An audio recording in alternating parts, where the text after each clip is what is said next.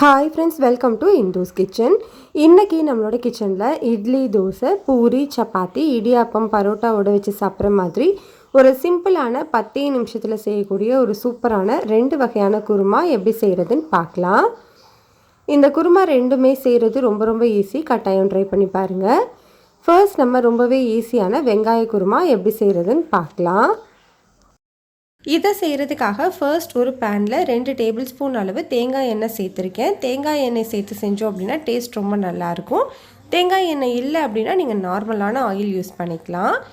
எண்ணெய் சூடானதுக்கப்புறமா 2 சின்ன சைஸ் பட்டை, 1 ஏலக்காய், 1/2 டீஸ்பூன் சோம்பு, 1/2 டீஸ்பூன் சீரகம் சேர்த்து தாளிச்சுக்கோங்க.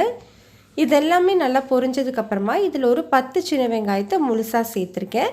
சின்ன வெங்காயம் இல்லை அப்படின்னா ஒரு பெரிய வெங்காயத்தை ரஃப்பாக கட் பண்ணிவிட்டு சேர்த்துக்கோங்க. இது கூட ஒரு 5 பல்லு பூண்டு, ஒரு 1/4 இன்ச் அளவு இஞ்சியை சின்னதாக கட் பண்ணிவிட்டு சேர்த்துட்டு இது ஒரு 2 நிமிஷத்துக்கு மட்டும் வதக்கிக்கலாம். வெங்காயம் எல்லாம் நல்லா வதங்கினதுக்கப்புறமா ஸ்டவ் ஆஃப் பண்ணிக்கோங்க. ஸ்டவ் ஆஃப் பண்ணதுக்கப்புறமா இதில் ஒரு 5 முழு முந்திரி சேர்த்துக்கிறேன். இதுக்கு பதிலாக நீங்கள் 2 டீஸ்பூன் அளவு பொட்டுக்கடலை கூட சேர்த்துக்கலாம். கூடவே 1/2 கப் அளவு துருவின தேங்காய் சேர்த்து நல்லா மிக்ஸ் பண்ணிக்கோங்க.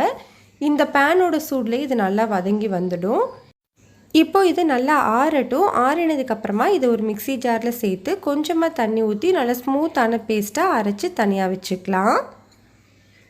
இப்போ நம்ம குருமா செய்கிறதுக்காக ஒரு கடாயில் 2 டேபிள் ஸ்பூன் அளவு எண்ணெய் சேர்த்துக்கோங்க. எண்ணெய் சூடானதுக்கப்புறமா இதில் ஒரு பிரியாணி இலையை 2ஆக பிச்சுட்டு சேர்த்துருக்கேன். இது கூட 1/2 டீஸ்பூன் அளவு சோம்பு சேர்த்து பொரிய விட்டுக்கலாம். சோம்பு நல்லா பொரிஞ்சதுக்கப்புறமா இதில் ஒரு பெரிய வெங்காயத்தை நீளமாக கட் பண்ணிவிட்டு சேர்த்துக்கோங்க.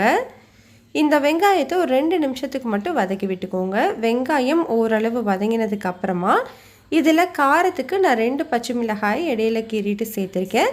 இந்த குருமாக்கு பச்சை மிளகாய் காரம் மட்டும்தான், அதனால் உங்களோட காரத்துக்கு தகுந்த மாதிரி பச்சை மிளகாயோட அளவை எடுத்துக்கோங்க. இது கூட 2 மீடியம் சைஸ் தக்காளியை நீளமாக கட் பண்ணிவிட்டு சேர்த்துக்கலாம். கூடவே இந்த குருமாவுக்கு தேவையான அளவு உப்பு, ஒரு டேபிள் ஸ்பூன் அளவு கல்லுப்பு சேர்த்து இந்த தக்காளி நல்லா மசிகிற வரைக்கும் வதக்கி விட்டுக்கோங்க. இந்த அளவுக்கு தக்காளி நல்லா மசிஞ்சு வெந்ததுக்கு அப்புறமா நம்ம ரெடி பண்ணி வச்சுருக்கிற தேங்காய் விழுதை சேர்த்துக்கலாம். இதை சேர்த்துட்டு ஒரு 2 நிமிஷம் மட்டும் வதக்கிக்கோங்க. ரொம்ப நேரம் வதக்க வேண்டாம். 2 நிமிஷத்துக்கு அப்புறமா மிக்சி ஜார் கழுவிட்டு நான் ஒரு 3 கப் அளவு தண்ணி சேர்த்துக்கிறேன். தண்ணி சேர்த்ததுக்கப்புறமா இதை நல்லா மிக்ஸ் பண்ணி விட்டுக்கோங்க. மிக்ஸ் பண்ணி விட்டுட்டு ஸ்டவ்வை மீடியம் ஹீட்டில் வச்சு ஒரு 5 நிமிஷத்துக்கு நல்லா கொதிக்க வச்சுக்கலாம். இப்போ இந்த டைமில் நீங்கள் உப்பு எல்லாமே செக் பண்ணிக்கோங்க. உப்பு பத்தலை அப்படின்னா இந்த டைமில் நீங்கள் ஆட் பண்ணிக்கலாம். இப்போ இந்த குருமா ஒரு 5 நிமிஷமாக கொதிச்சிட்ருக்கு பாருங்கள். நம்மளுக்கு குருமா ரெடி ஆகிடுச்சு. இந்த டைமில் கொஞ்சமாக கருவேப்பிலை, கொஞ்சமாக பொடியாக நறுக்கின கொத்தமல்லி இலைகள் மட்டும் சேர்த்துட்டு நல்லா கலந்துட்டு ஸ்டவ் ஆஃப் பண்ணிக்கலாம். அவ்வளோதான், நம்மளுக்கு ரொம்ப சிம்பிளான ரொம்பவே டேஸ்டான குருமா ரெடி ஆகிடுச்சு. இந்த குருமா இட்லி, தோசை, பூரி, சப்பாத்தி, பரோட்டாவோட வச்சு சாப்பிடும்போது ரொம்ப நல்லாயிருக்கும். அடுத்தது ரொம்பவே டேஸ்டான தக்காளி குருமா எப்படி செய்கிறதுன்னு பார்க்கலாம். இதை செய்கிறதுக்காக ஃபர்ஸ்ட் நம்ம ஒரு விழுது ரெடி பண்ணிக்கணும். அதுக்காக ஒரு பெரிய வெங்காயம் கூடவே ஒரு மீடியம் சைஸ் தக்காளி ரெண்டையுமே ரஃப்பாக கட் பண்ணி வச்சுருக்கேன். இது கூட ஒரு 1/2 இன்ச் அளவு இஞ்சி, 10 பல்லு பூண்டு எடுத்திருக்கேன். பூண்டு பல் சின்னதாக இருக்கிறதுனால 10 சேர்த்துருக்கேன். கொஞ்சம் பெருசாக இருந்தால் 6 மட்டும் சேர்த்துக்கோங்க. இது கூட ஒரு பச்சை மிளகாய் எடுத்து வச்சுருக்கேன். இப்போ இது எல்லாத்தையுமே ஒரு மிக்சி ஜாருக்கு மாற்றிக்கலாம். இப்போ இதில் 1/2 டீஸ்பூன் அளவு சோம்பு, கூடவே 1 டீஸ்பூன் கசகசா சேர்த்துருக்கேன். கசகசா இல்லை அப்படின்னா 1 டேபிள் ஸ்பூன் அளவு பொட்டுக்கடலை, அப்படி இல்லைன்னா ஒரு 5 முந்திரி சேர்த்துக்கலாம். இப்போ இதில் ஒரு சின்ன துண்டு கல்பாசி சேர்த்துக்கோங்க. குருமா நல்லா வாசமாக இருக்கும். கூடவே ஒரு சின்ன துண்டு பட்டை, 2 கிராம்பு சேர்த்துக்கலாம். இதெல்லாமே நம்ம சேர்த்து அரைக்கும் போது கரம் மசாலா தூள் தனியாக சேர்க்க தேவைப்படாது, வாசமும் நல்லாயிருக்கும். இது கூடவே 1/2 கப் அளவு துருவின தேங்காய் சேர்த்துக்கோங்க. இப்போ இதில் கொஞ்சமாக தண்ணி சேர்த்து நல்லா ஸ்மூத்தான பேஸ்ட்டாக அரைச்சி எடுத்துக்கணும். பாருங்கள், இந்த அளவுக்கு நல்லா ஸ்மூத்தான பேஸ்ட்டாக இருக்கணும். அப்போ தான் குருமா சாப்பிட்றதுக்கு நல்ல டேஸ்ட்டாக இருக்கும். இப்போ அரைச்சி வச்சுருக்கிற இந்த விழுது தனியாக இருக்கட்டும். இப்போ ஒரு குக்கரில் 2 டேபிள் ஸ்பூன் அளவு எண்ணெய் சேர்த்துக்கலாம். எண்ணெய் நல்லா சூடானதுக்கப்புறமா இதில் 2 பிரியாணி இலை, கூடவே 2 சின்ன சைஸ் பட்டை, 1/2 டீஸ்பூன் அளவு சோம்பு சேர்த்துக்கலாம். இப்போ இதெல்லாமே நல்லா பொரிஞ்சு வந்ததுக்கப்புறமா இதில் ஒரு பெரிய வெங்காயத்தை நீளமாக கட் பண்ணி வச்சுருக்கேன், அதை சேர்த்துக்கலாம்.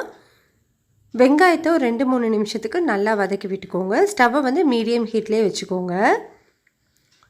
இப்போ இந்த வெங்காயம் ஓரளவு வதங்கினதுக்கப்புறமா இதில் ஒரு மீடியம் சைஸ் தக்காளி கூடவே ஒரு பச்சை மிளகாய் இடையில கீறி வச்சுருக்கேன், ரெண்டையுமே சேர்த்துக்கலாம். தக்காளி சீக்கிரமாக வதங்கிறதுக்காக இந்த குருமாவுக்கு தேவையான அளவு உப்பு, 1 டேபிள் ஸ்பூன் அளவு கல்லுப்பு சேர்த்துக்கிறேன். இப்போ இந்த தக்காளி நல்லா மசிகிற வரைக்கும் வதக்கி விட்டுக்கோங்க. இப்போ பாருங்கள், நம்மளுக்கு தக்காளி வந்து நல்லா மசிஞ்சு வந்திருக்கு. இந்த டைமில் நம்ம ரெடி பண்ணி வச்சுருக்கிற விழுது சேர்த்துக்கோங்க. இந்த விழுது சேர்த்துட்டு ரொம்ப நேரத்துக்கு வதக்கணும்னு அவசியம் இல்லை, ஒரு 2-3 நிமிஷத்துக்கு மட்டும் வதக்கினீங்கன்னா போதும். இப்போ நம்மளுக்கு மசாலா எல்லாமே நல்லாவே வதங்கி வந்துடுச்சு. இந்த டைமில் இது கூட ஒரு 1/4 டீஸ்பூன் அளவு மஞ்சள் தூள், வீட்டில் அரைச்ச குழம்பு மிளகாய் தூள் 1 டீஸ்பூன் அளவு சேர்த்துக்கிறேன். இது உங்ககிட்ட இல்லை அப்படின்னா நீங்கள் 1 டீஸ்பூன் தனி மிளகாய் தூள், 1 டீஸ்பூன் அளவு மல்லித்தூள் சேர்த்துக்கோங்க, கரெக்டாக இருக்கும். இப்போ இந்த தூளோட பச்சை வாசனை போகிற வரைக்கும் நல்லா வதக்கி விட்டுக்கலாம். பச்சை வாசனை எல்லாமே போனதுக்கப்புறமா மிக்ஸி ஜார் கழுவிட்டு 1 கப் அளவு தண்ணி சேர்த்துக்கிறேன். கூடவே நார்மலான தண்ணி 1 கப் சேர்த்துக்கிறேன். மொத்தமாக 2 கப் அளவு தண்ணி சேர்த்துருக்கேன். இப்போ இது எல்லாத்தையும் மிக்ஸ் பண்ணிவிட்டு பார்த்தீங்கன்னா உங்களுக்கு குருமா வந்து கொஞ்சம் தண்ணியாக இருக்கணும், அப்போ தான் வெந்து வந்ததுக்கப்புறமா நம்மளுக்கு கரெக்டாக இருக்கும். இப்போ இதில் கொஞ்சமாக கருவேப்பிலை சேர்த்து ப்ரெஷர் குக்கரை மூடி விசில் வச்சு மீடியம் ஹீட்டில் 2 விசில் வச்சு எடுத்துக்கலாம். 2 விசிலுக்கு அப்புறமா ப்ரெஷர் எல்லாமே ரிலீஸ் ஆனதுக்கப்புறம் ஓப்பன் பண்ணி வச்சுருக்கேன். இப்போ இதில் கொஞ்சமாக கொத்தமல்லி இலைகள் மட்டும் சேர்த்து மிக்ஸ் பண்ணிக்கலாம். நான் ஓப்பன் பண்ணும்போது குருமா வந்து கொஞ்சம் நல்லாவே ஆறிடுச்சு. ஆறினதுக்கப்புறமா இதோட கன்சிஸ்டன்சி வந்து உங்களுக்கு இப்படி இருக்குது பாருங்கள். அவ்வளோதான், நம்மளுக்கு ரொம்ப சிம்பிளான ரொம்பவே டேஸ்டான குருமா சட்டுன்னு ரெடி ஆகிடுச்சு. கண்டிப்பாக இந்த ரெசிபியை நீங்கள் ட்ரை பண்ணி பாருங்கள், டேஸ்ட் வந்து ரொம்ப நல்லாயிருக்கும். இந்த ரெசிபி உங்களுக்கு பிடிச்சிருந்ததுன்னா லைக் பண்ணுங்கள், ஷேர் பண்ணுங்கள், கமெண்ட் பண்ணுங்கள். மறக்காமல் இந்துஸ் கிச்சனை சப்ஸ்கிரைப் பண்ணிவிட்டு கூடவே பெல் பட்டனையும் கிளிக் பண்ணி ஆளுங்கிற பட்டனையும் கிளிக் பண்ணிக்கோங்க.